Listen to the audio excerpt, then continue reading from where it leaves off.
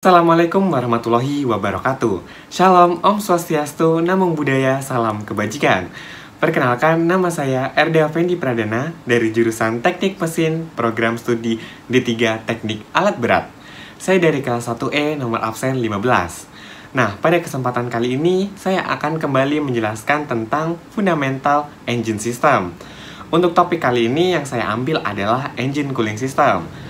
Oleh karena itu, saya akan langsung menjelaskan kepada topik engine cooling system.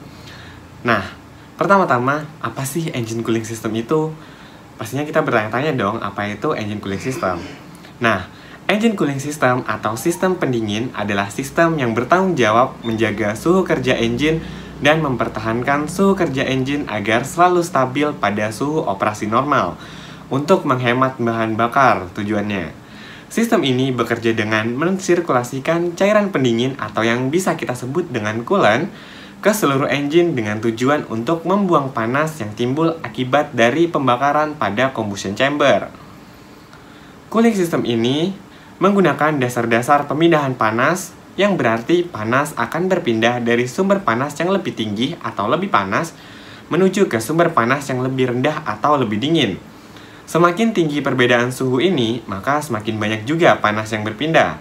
Nah, karena cooling system memanfaatkan beberapa tipe perpindahan panas seperti konduksi, konveksi, dan radiasi, dengan metode ini, coolant akan menerima panas yang dilepas dari komponen-komponen besi atau metal pada engine seperti silinder block dan silinder head, dan beberapa komponen besi atau metal lainnya tentunya.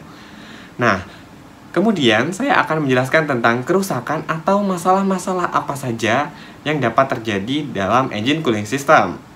Nah, dalam engine cooling system ini, biasanya terdapat dua jenis kerusakan yang basic. Yang pertama yaitu overheating. Nah, overheating di sini berartikan bahwa engine mengalami panas berlebihan di atas suhu kerja normal dari engine itu sendiri. Nah, hal ini biasanya disebabkan oleh cooling system yang rusak atau tidak bekerja secara normal. Yang kedua adalah overcooling. Nah, overcooling yang tentunya pasti kebalikan dari overheating dong. Nah, overcooling di sini berartikan bahwa engine mengalami kondisi dingin yang berlebihan di bawah suhu kerja normal engine itu sendiri, yang diakibatkan oleh suhu sekitar yang dingin atau juga bisa sirkulasi dari cooling system itu yang tidak teratur dan tidak normal. Hal ini menyebabkan engine sulit untuk running pada saat pertama kali menyala. Karena pelidah pada engine terlalu kental dan lubrication pada engine ini tidak maksimal. Nah, suhu kerja pada engine itu sendiri ditentukan oleh spesifikasi termostat. Nah, nanti saya akan menjelaskan apa itu termostat.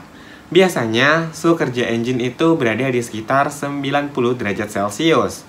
Nah, jika tidak ada termostat, maka engine akan mengalami overcooling. Selanjutnya, saya akan menjelaskan beberapa jenis cooling system yang digunakan pada engine Caterpillar. Karena engine Caterpillar menggunakan 3 jenis cooling system. Yang pertama yaitu ada conventional cooling system. Nah, conventional cooling system ini adalah sistem pendingin yang menggunakan radiator untuk mendinginkan coolant atau cairan pendingin. Dan coolantnya tetap mengalir dari water pump sampai radiator. Kemudian yang kedua atau selanjutnya ada Kill Cooler Cooling System. Nah, pada Kill Cooler Cooling System ini, pada sistem ini menggunakan kill cooler komponen sebagai pengganti dari radiatornya, tetapi dengan cara kerja yang sama. Dan peletakan kill cooler diletakkan di bawah lambung kapal. Nah, untuk alurnya sendiri sama dengan conventional type. Yang ketiga atau yang terakhir ada Heat Exchanger Cooling System. Pada Heat Exchanger Cooling System ini, sistem pendingin menggunakan heat exchanger komponen sebagai pengganti radiator itu sendiri. Dan coolant di sini bersinggungan dengan air laut untuk mendinginkan coolant tersebut. Nah, selanjutnya saya akan menjelaskan komponen-komponen yang digunakan pada engine cooling system. Nggak mungkin dong kalau sistem ini nggak punya komponen. Nah, untuk penjelasan saat ini, saya akan menggunakan unit alat berat Caterpillar Wheel Loader 914G dengan engine 3054C. Nah, pada cooling system pasti terdapat komponen-komponen basic dong tentunya. Nah, apa saja sih komponen basic itu? Nah, Komponen basic itu ada water pump, oil cooler, water jacket yang biasanya itu ada di cylinder block dan cylinder head. Kemudian ada thermostat, kemudian radiator, radiator cap, dan hose. Nah, kemudian juga biasanya didukung dengan beberapa komponen tambahan seperti fan. Juga dalam beberapa series engine bisa ditambahkan aftercooler, hydraulic oil cooler, dan transmission cooler. Nah, pertama-tama saya akan menjelaskan tentang water pump seperti yang ditunjukkan oleh nomor 1. Water pump berfungsi untuk mensirkulasikan cairan pendingin atau coolant supaya mengalir ke seluruh sistem pendingin dan menyerap panas yang timbul. Beberapa jenis water pump digerakkan langsung oleh gear yang berada pada front housing dan ada juga yang digerakkan oleh V-belt yang terhubung ke pulley di bagian depan crankshaft. Water pump menggunakan gaya sentrifugal untuk mengalirkan coolant ke seluruh sistem pendingin atau cooling system. Untuk komponen selanjutnya adalah oil cooler yang ditunjukkan oleh nomor 2. Dari saluran keluar water pump, cairan pendingin mengalir ke oil cooler. Oil cooler terdiri dari satu set tabung dalam housing. Nah, pada oil cooler, cairan pendingin akan mengalir melalui tabung-tabung ini bertujuan untuk membuang panas oli yang ada di sekitar tabung. Nah, oil cooler membuang panas dari lubrication oil sehingga sifat-sifat dan konsentrasi oil tetap terpelihara dan terjaga. Kemudian selanjutnya adalah komponen jacket water pada nomor 3. Nah, jacket water ini sendiri bisa ada pada cylinder block dan cylinder head. Saluran coolant yang terdapat di sekeliling silinder block, engine, dan silinder head disebut jacket water. Nah, jacket water merupakan ruangan besar pada block dan head yang mengelilingi silinder pada engine. Bagian ini pada kondisi normalnya dipenuhi oleh coolant untuk menjaga agar suhu engine merata dan tetap stabil. Karena seluruh permukaan jacket water terdiri dari logam besi. Maka air sebagai media pendingin tentunya harus dicampur dengan zat kimia atau zat aditif anti karat atau bisa kita sebut dengan coolant conditioner. Nah, untuk komponen selanjutnya adalah thermostat atau bisa disebut dengan water temperature regulator yang ditandai dengan nomor 4. Nah, thermostat ini adalah komponen yang saya sempat singgung di awal video. Nah, water temperature regulator atau thermostat memiliki fungsi untuk mengatur aliran coolant menuju radiator. Saat engine awal running atau dalam kondisi dingin, thermostat menutup aliran air atau coolant menuju radiator dan coolant dari engine atau dari jacket water akan dialirkan langsung ke water pump melalui bypass tube lalu kembali ke engine. Ini akan membantu agar engine dapat mencapai suhu kerja dengan cepat dan juga menghemat bahan bakar tentunya. Saat engine panas, thermostat akan mengalirkan coolant menuju radiator untuk didinginkan. Sebelum memasuki water jacket pada engine, thermostat tidak secara penuh membuka atau menutup, tetapi berada dalam posisi keduanya untuk mempertahankan agar suhu engine tetap konstan. Suhu engine yang terlalu dingin tidak akan bekerja karena suhu engine yang terlalu dingin menghasilkan suhu yang cukup tinggi untuk mendapatkan pembakaran yang efisien dan akan menyebabkan munculnya endapan pada sistem pelumasan engine. Jika suhu engine yang terlalu panas akan menyebabkan engine panas atau overheating dan menyebabkan kerusakan yang serius pada engine.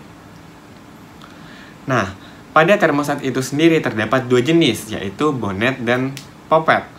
Nah, pada kedua jenis ini ada bagian yang terbuat dari kuningan. Kenapa terbuat dari kuningan? Nah, menggunakan kuningan karena kuningan sensitif terhadap suhu yang dapat membuka termostat dan akan tertutup karena gaya spring pada termostat tersebut. Nah, pada kuningan ini terdapat wax atau lilin.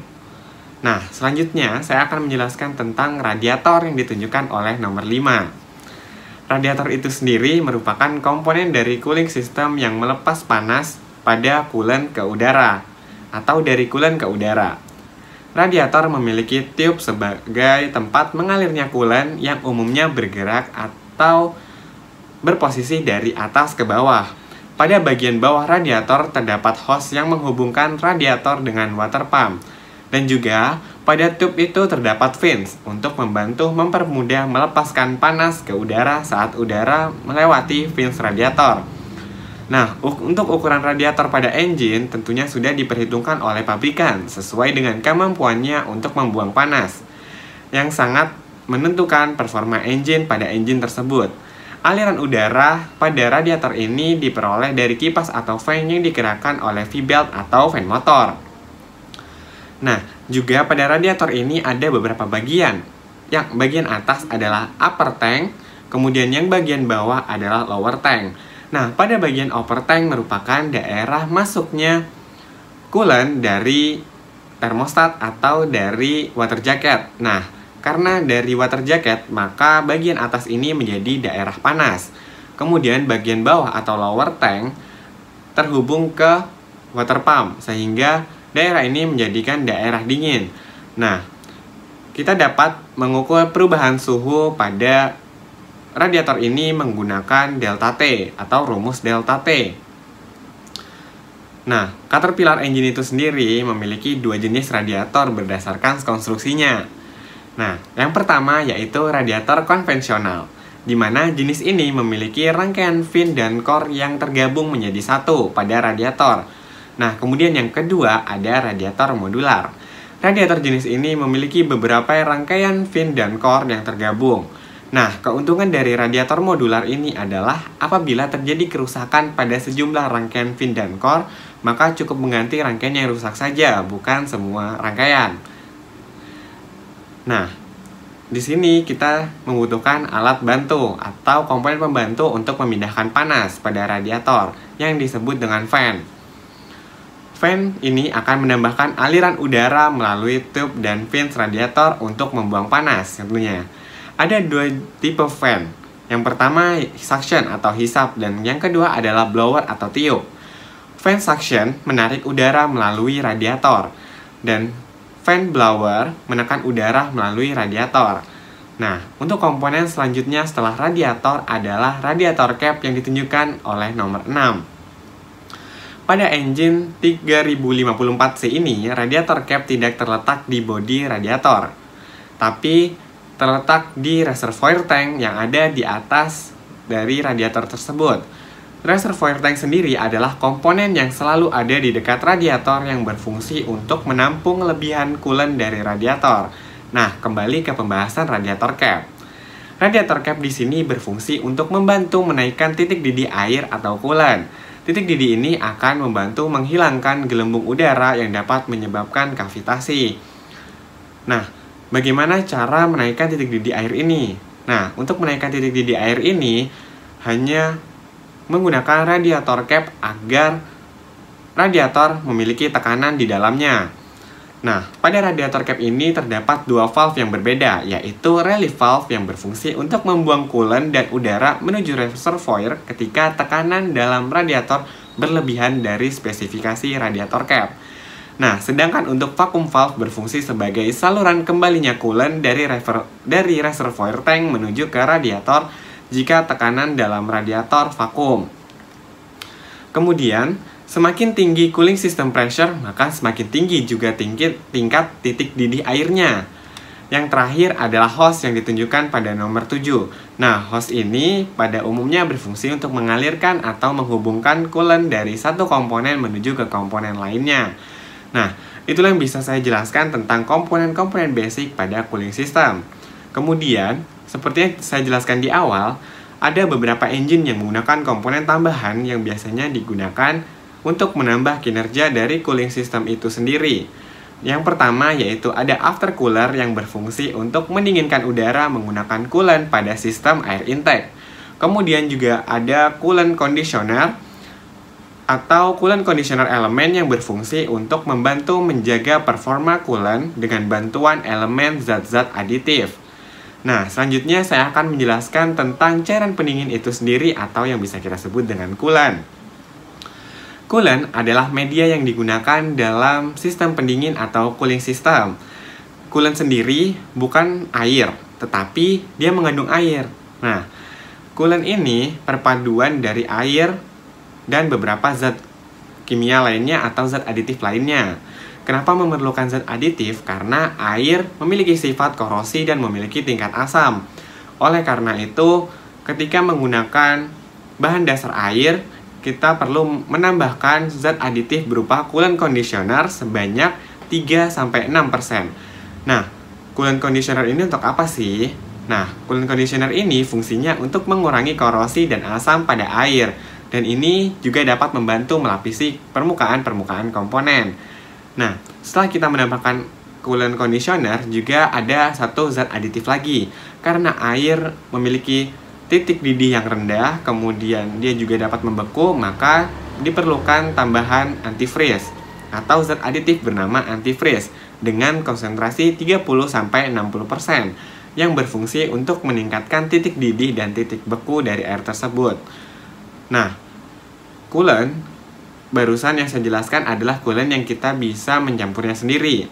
Juga terdapat coolant yang sudah tercampur menjadi satu yang dinamakan dengan external life coolant atau ELC. Untuk yang terakhir, saya akan menambahkan beberapa informasi yang berhubungan dengan engine cooling system. Nah, di engine cooling system ini kita bisa menggunakan refractometer atau bisa disebut dengan coolant baterai tester yang digunakan untuk melihat spesifik gravity dari coolant tersebut. Nah, untuk apa sih spesifik gravity ini? Spesifik gravity ini digunakan untuk mengetahui kandungan ethylene glycol dan propylene glycol pada coolant. Kemudian, pada beberapa sistem cooling ada zinc rod. Nah, komponen zinc rod ini digunakan untuk menyerap karat dan sebagai part yang dikorbankan. Kemudian juga terdapat komponen atau peralatan coolant test kit, yaitu menggunakan kertas seperti kertas pH untuk mengukur coolant conditioner. Nah, saya akan menambahkan tentang cooling system ini atau jenis cooling system. Terdapat juga jenis sunline. Nah, apa bedanya sunline cooling system dengan cooling system lainnya? Nah, sunline cooling system ini adalah jenis cooling system yang diberikan aliran bypass dari radiator ke pump yang disebut sunline. Nah, sekian penjelasan tentang cooling system dari saya. Kurang lebihnya saya mohon maaf. Terima kasih. Wassalamualaikum warahmatullahi wabarakatuh.